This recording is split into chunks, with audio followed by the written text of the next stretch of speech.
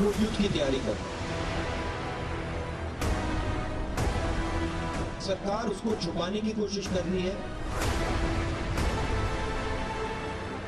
हिंदुस्तान की सरकार सोई हुई है। जब तवांग में चीनी साजिश के 8 दिन बीत गए, एलएसी पर हालात सामान्य हो गए। लगा कि सब कुछ काबू में आ चुका है, तो सियासत बेकाबू हो गई। राहुल गांधी ने चीन से तनातनी पर कुछ यूं हमले किए कि जंग का नया मोर्चा खुल गया।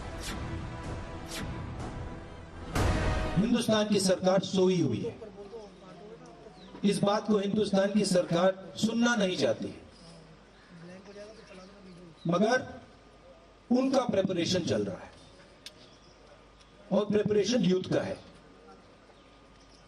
प्रिपरेशन कोई इंकर्जन का नहीं है, प्रिपरेशन युद्ध का है। अगर कोई भी इन बातों को समझता है, अगर आप उनका वेपन का पैटर्न देख लें, वो क्या कर रहे हैं वहां पे। राहुल गांधी इस वक्त राजस्थान में हैं। उनकी भारत जोड़ो यात्रा दक्षिण से पश्चिम पहुंच चुकी है। शुक्रवार को उनकी यात्रा के 100 दिन पूरे हुए थे और अपनी यात्रा के शतक दिवस पर राहुल गांधी ने चीन के सवाल पर हमलों की बौछार कर दी। राहुल गांधी ने कुछ बड़े और गंभीर आरोप लगाए।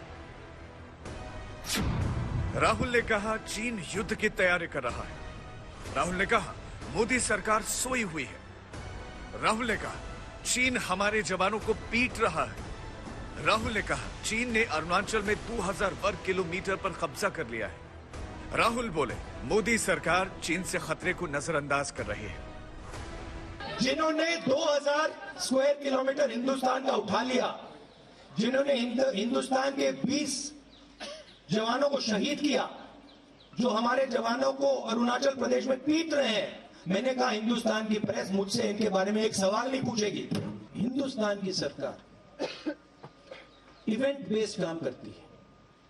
हिंदुस्तान की सरकार स्ट्रेटेजिकली काम नहीं करती, इवेंट बेस्ड काम करती है। वो सोचते हैं कि भैया यहां पे एक इवेंट करो, यहां पे एक और इवेंट करो, मगर जब आप इंटरनेशनल रिलेशंस की बात होती है, जियो स्ट्रेटेजी की बात होती है, वहां पे इवेंट काम नहीं करता। राहुल गांधी ने चीन पर मोदी सरकार की नीति को चुनौती दी तो बीजेपी नेहरू की नाकामी याद दिलाने लगी।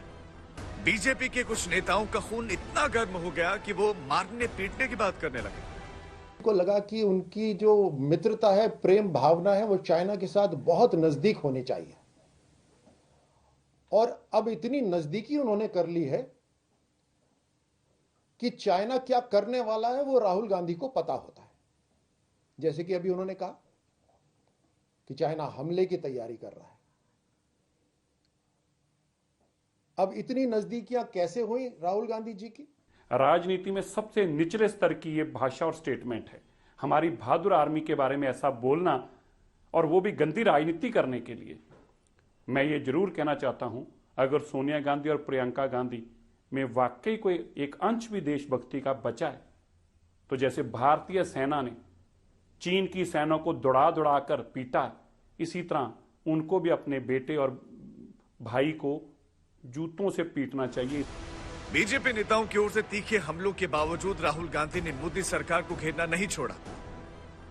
जयपुर में प्रेस कॉन्फ्रेंस की थोड़ी ही देर बाद राहुल गांधी का ट्वीट आया, जिसमें राहुल गांधी ने कहा कि उधर चीन युद्ध की तैयारी कर रहा है, इधर भाजपा सरकार इवेंट मैनेजमेंट में लगी है। देश से सच्चाई छुपाने की कोशिश करने से बेहतर होगा चीन को भारत की शक्ति दिखाइए प्रधानमंत्री जी।